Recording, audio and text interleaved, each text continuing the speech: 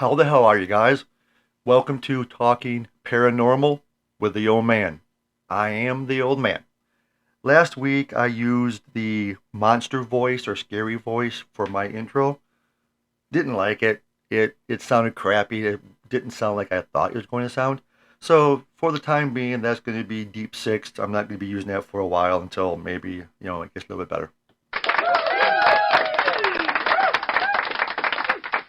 Now, I consider myself pretty much I don't know what you want to call it, prepared, I guess. I am a prepared individual.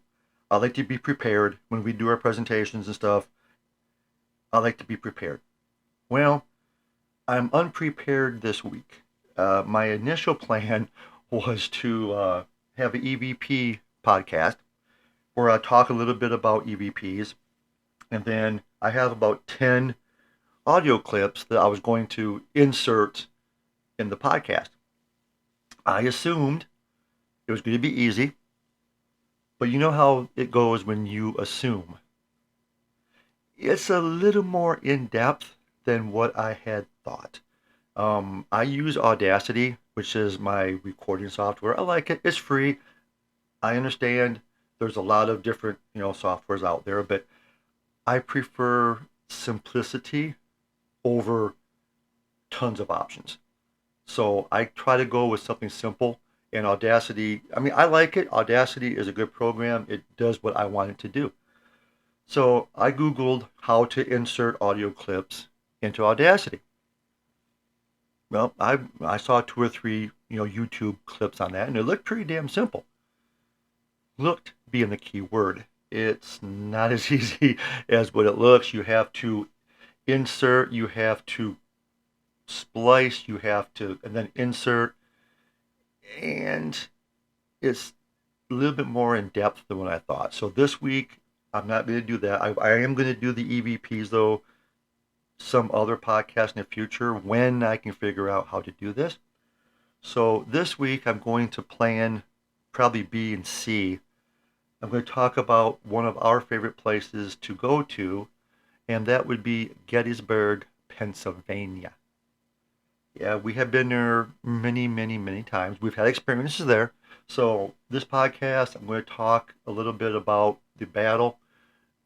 It's more, I realize that that's more history part of it, but I'm going to talk a little bit about the actual battle, and then I'm going to talk about our experiences that we have had there. We have had, probably a handful of experiences, and I'm not talking like, orbs, pictures, orbs, that kind of thing.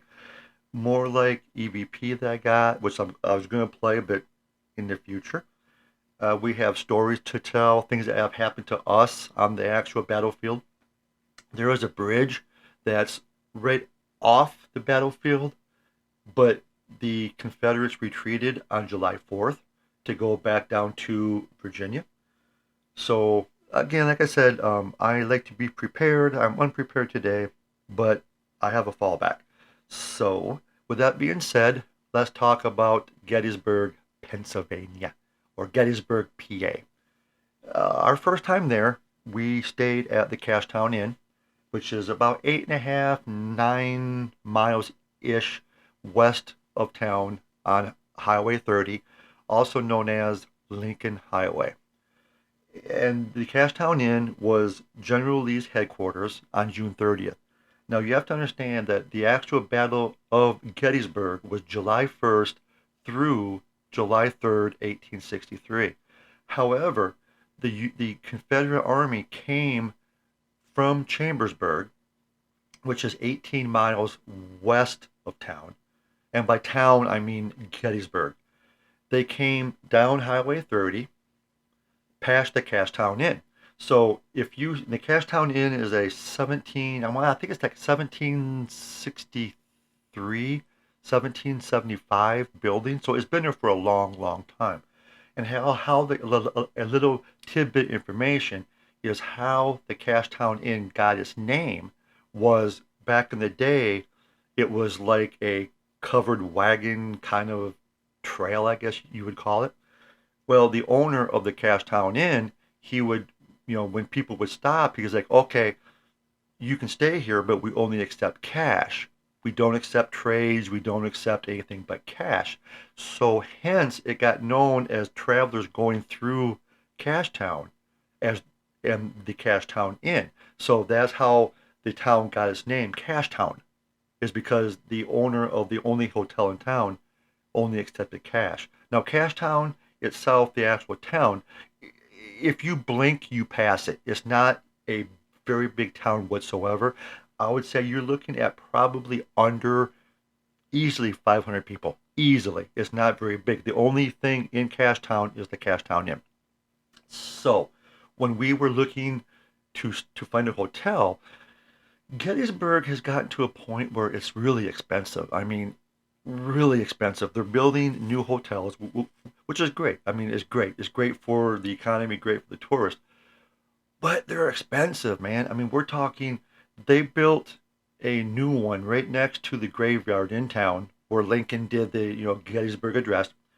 They want like $263 a night. Just a night. So if you stay there for like the weekend, you're spending over $1,000. Well, yeah, if you spend the weekend, you're going to spend close to about $600 with all the taxes and everything. But if you spend more, it could be $1,000 and more. It's ridiculous. They're kind of out. They're kind of like pricing the tourist out of town. So when like I said, our first trip to there, we looked at hotels, and the Cash Town Inn. Again, we looked to try to stay in haunted places, and the Cash Town Inn is reputed to be haunted. So it's like, okay, we're staying there the first time. So we stayed there. I want to say it was like a Thursday and Friday, and we came home on Sunday. I do believe it was, or something to that effect. So we made our reservations, and when we got there, we checked in, and the Cash Town is just to set this. The Cash Town Inn is all by itself on this road. There's the closest house is maybe a half a mile away, so it's really quiet. You don't hear any people outside talking. You don't hear any other conversations coming from outside. So we checked in, and we were the first ones to check in. And the owner's son, his name was Scott, or I guess is Scott. He checked us in, and we went, and our room was upstairs. And they're really small rooms, so you have to imagine this inn being around in the 1700s. They didn't have big rooms back then. So our room is, if you went up the top of the stairs, there's a very small hallway. Well, as soon as you come up to the top of the stairs, there's a room to your right. If you turn and do a U-turn, our first room was right there. We couldn't stay in the same room for the 2 days that we were there. We had to switch rooms. So the first room was at the top of the stairs to your left, and then our other room was as you came up to the top of the stairs on your right. That was our other room. So we had to stay in the one room one night, and then literally just go across the hallway to the other room. Well, on the at the end of the hallway, there's a room on the right. So there was only 3 rooms upstairs. So our first room, we're standing out in front of our room, and Scott is handing us the keys. And I asked him, I'm like, dude, is this place haunted?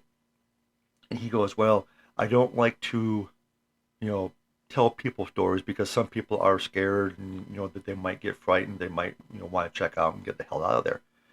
But he says, since you asked, I will tell you some of the stories that we have experienced and me personally has experienced.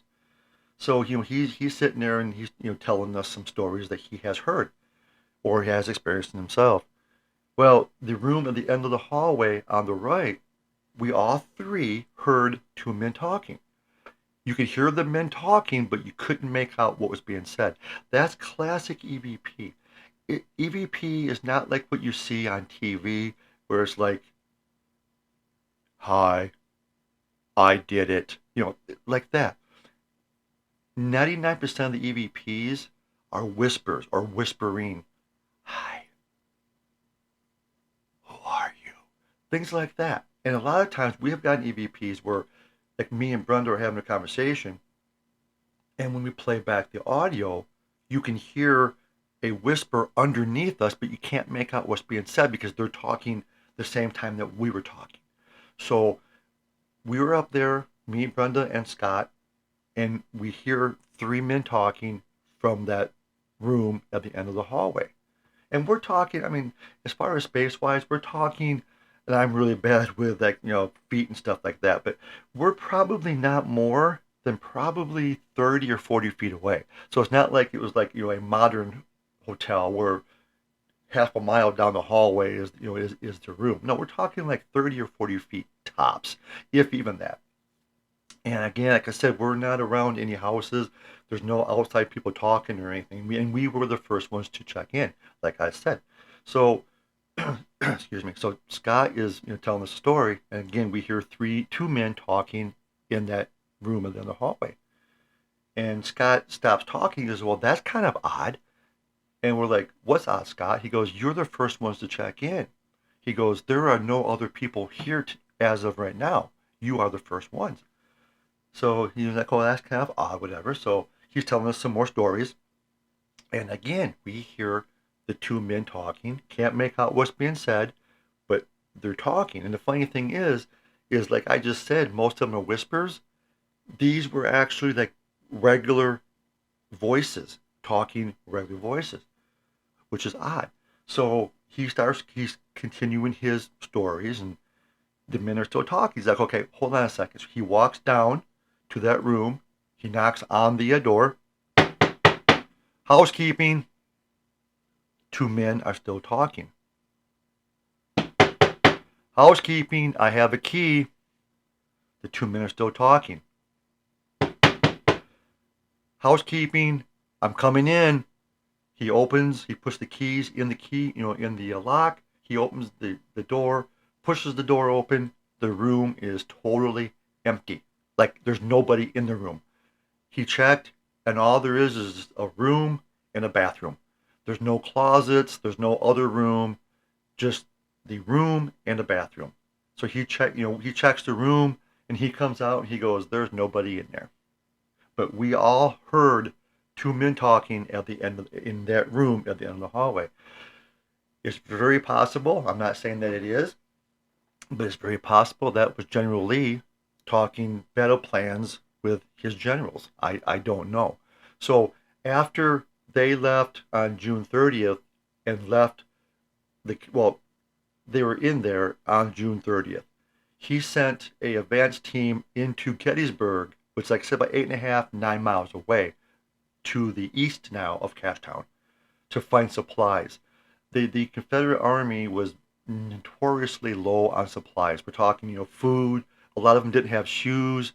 The uniforms were mainly from like each town down south had their own uniforms, not like the Union Army that had the same uniforms except for the officers, the same uniform for everybody in the army. Well, the Confederates they didn't because they were not prepared, I guess, for this. So they went into town, down Highway 30, into town to try to find supplies for the army. Well, that's when, on the first day of battle, I'm sure if you've seen the actual movie Gettysburg, General Buford, he's up in the cupola of the Lutheran College, and he sees them, and that's where and that's the reason why the first day of battle was July 1st, because the two armies clashed because of the army or the small advancement that Lee sent into town for supplies. So on July 1st, 1863, General Lee, there was a widow, her name was Widow Thompson, and her house was right on Highway 30, right across from the Lutheran College. So he made that his headquarters on between the first day, July 1st, and the second day, July 2nd. That was his headquarters until they retreated on July 3rd. So they built a hotel, a Quality Inn, on the same lot as Widow Thompson's house. Well, they made that into a museum so you could stay at the hotel and get into the museum free of charge.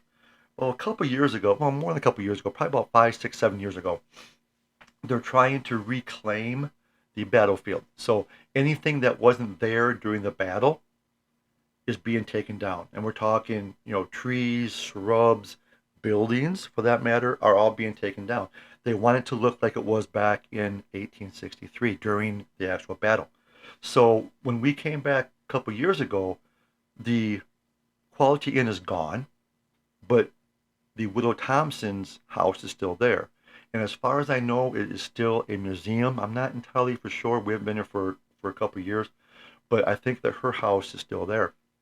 Well, we had an experience there. Well, a story actually there is whenever we go to Gettysburg, I usually at least one day wear my, Southeast Michigan Ghost Hunter Society T-shirt. It has our logo on the front, and on the back it has Southeast Michigan Ghost Hunter Society with our web address, which we don't have no more because it's all social media now, Facebook, YouTube, so we put all of our stuff there. So we had my shirt on, or I had my shirt on, and we went through this museum, and I think we had purchased something. I think I bought something. I don't remember what it was. And the person that was checking this out, he looks at my shirt and goes, "Is that shirt real? Are you actually paranormal investigators?" I'm like, "Yes, we are. We've been doing it for a long time." He goes, "Well, I got a story to tell you." And a lot of times we get that. If people find out that we are paranormal investigators, ghost hunters, whatever you want to call us, they almost everyone has stories to tell. So he told us the story. He said that he moved into town. I don't remember where he moved from, but he moved into town and he stayed at a apartment. I believe it was close by. And he said he kept on having this reoccurring dream where he would wake up and there was two Confederate soldiers standing by his bed. And he goes, he goes, every night, he goes, I would wake up with a sensation of being watched. And he said it always happened early in the morning, not 3 o'clock, not 3:15, which is, the typical witching hour for spirits and ghosts and things like that. But he said it was about, 1:30, 2 o'clock, 2:30 a.m. Almost every day, he said, for like 3 days, he would wake up and have this feeling like he's being watched. And he's like, okay, what's going on? He goes, I'm not dreaming this. He goes, I'm wide awake. Well, he said that one night, he said it was about 3 or 4 nights of having the same dream. Well, I'm sorry, it wasn't a dream, but waking up from a dream and seeing these two Confederate soldiers by his bed. He goes, one night, he goes 3 or 4 nights later, he wakes up, rolls over. There's three guys, Confederate soldiers, by his bed. And he goes, I swear to God, this is true. He goes, I'm not lying. He goes, I swear to God, one of them looked at the other one and said, he's not one of us. He can't see us.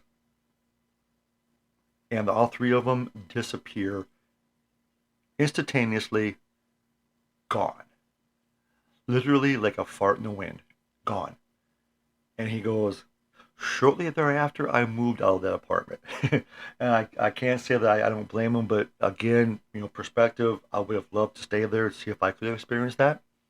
But again, it's all based on perspective. Now, I do have an EVP. Like I said, I can't play it, but that was captured at Triangular Field, which was on, well, technically, Triangular Field wasn't like a piece of land that somebody wanted, but it was in between the peach orchard and the wheat field, Devil's Den, Little Round Top, in that area. Well, it's a triangular field. It's shaped like a triangle, and it has woods to the front and to the side. Directly behind it, Devil's Den, and to the left of it is just open field. Well, I was up there. This was, like I said, a few years ago, and I'm taping. I have a tape recorder and I have a camera, and I'm saying, flash, because it's probably about 8:30 in the evening. The park closes at 9:30 ish, and they will give you tickets if you're caught trespassing because the park is closed. They will issue you a ticket. So we try to get out of there before they issue you the actual ticket. So I was up there, and I was on the top of Triangular Field by there was like a stone fence, I guess you would call it. And like I said, flash, flash. But it wasn't until we got back to our hotel that I'm playing EVPs. And the first time I heard it, I'm like, no, is this what I'm thinking that I'm hearing? So you know how it is when you have headphones on and you press your headphones closer to your ears because you can hear better. That's what I did.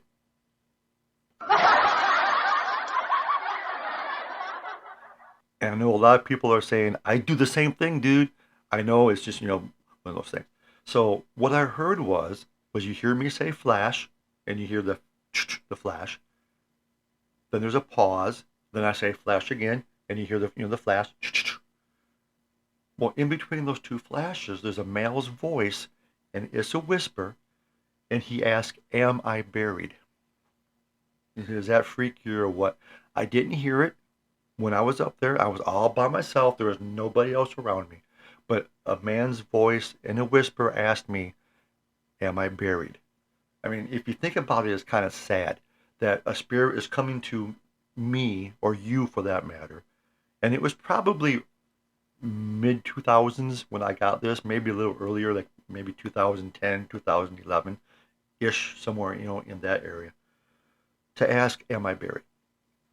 Well, the first case, so that was our other story.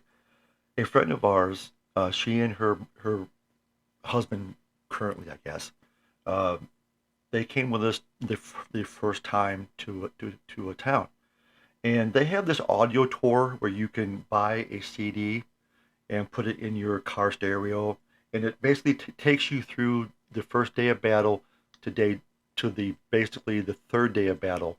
It takes you to all the spots. So, for example, you start, say drive up to Confederate Highway, turn to the right, and stop at the first stop. And they have like signs on the side of the road, 1, 2, 3, 4, 5, 6.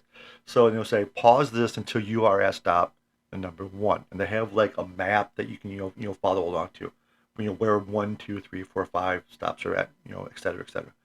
So we went to the first stop and the second stop and third stop, fourth stop. And one of the stops, I don't remember where it's at. I know it was heading towards Round Top, and we were over by the peach orchard somewhere in that area. I'm not entirely for sure where we were at.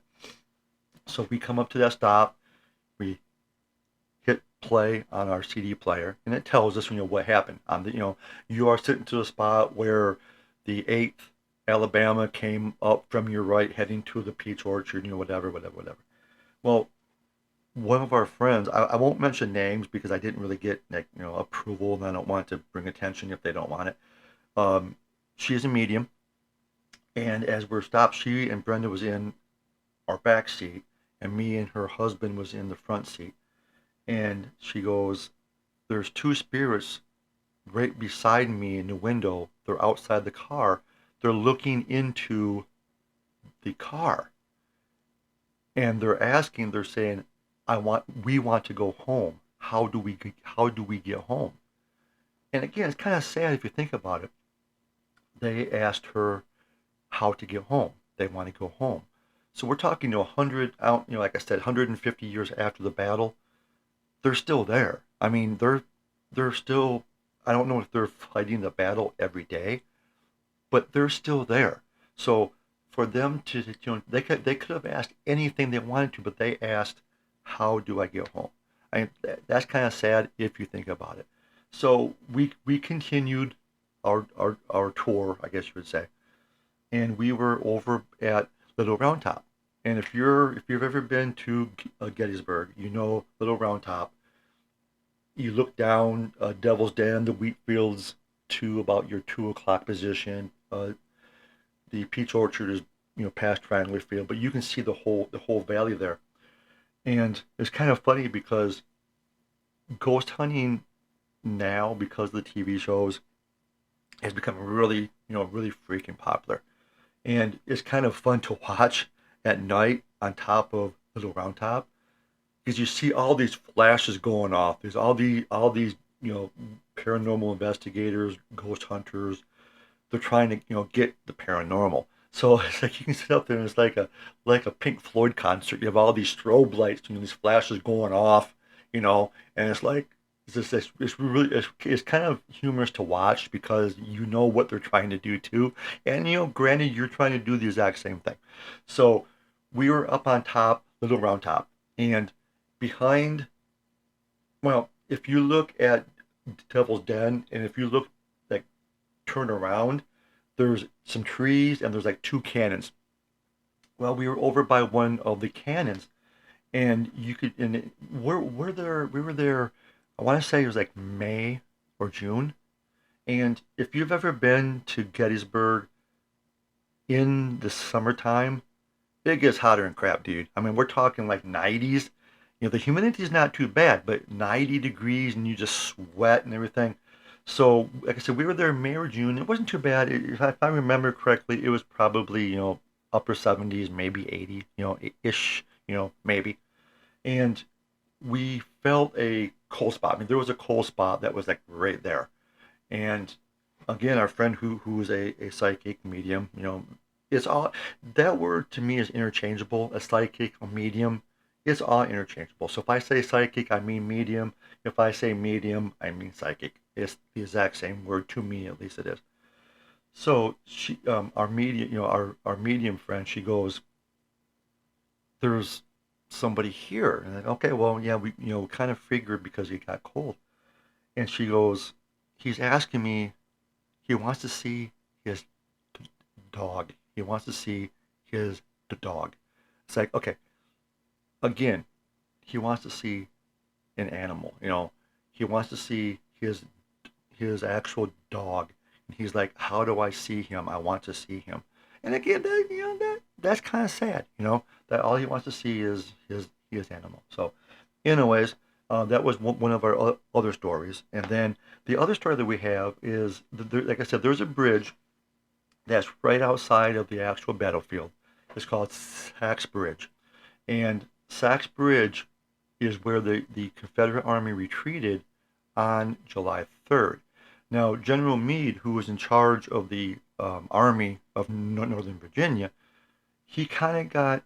I'm sorry, no, I'm sorry, that is not right.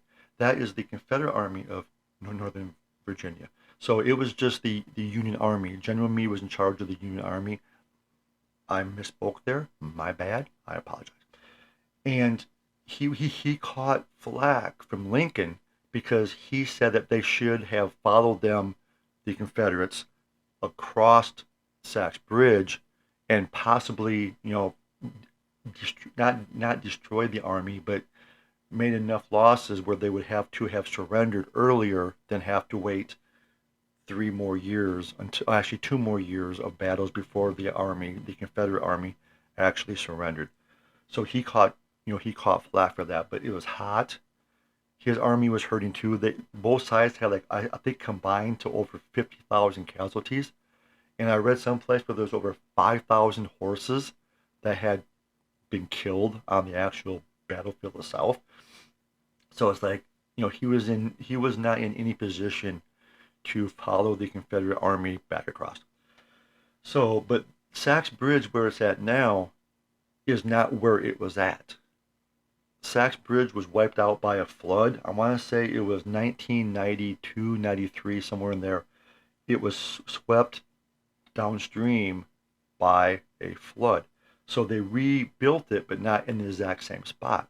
Well, thankfully, this is not in the actual battlefield, so you can stay there longer. So you can basically stay there after the actual battlefield closes. Well, they still have the police that come by here, or the bridge, to make sure there's nothing bad going on. But we parked. There's like a small parking area. We crossed the bridge. Me and a friend, Brenda, and our son and our daughter stayed back in the hotel. So it was me and a friend, and we could. And it was really weird because it was, like I said, this trip was in September, I believe it was. So it was hot, really freaking hot. And me and my friend are at the other end of Sachs Bridge, away from the parking lot. And you could feel like you were being watched. And I have seen reports, or I have read reports, that people have felt the same thing. that, if you're on the bridge, you feel like you're being watched, whatever, whatever. So we're on the bridge, and on the opposite side by the parking lot, a fog, like a misty, foggy mist, I guess you would call it, came like out. And what is so basically the parking lot, and it's not a paved parking lot. It's just like a few spots that you can park. It's not like organized parking spots. There's trees to the left, and then there's an open field in front of the parking area away from the bridge.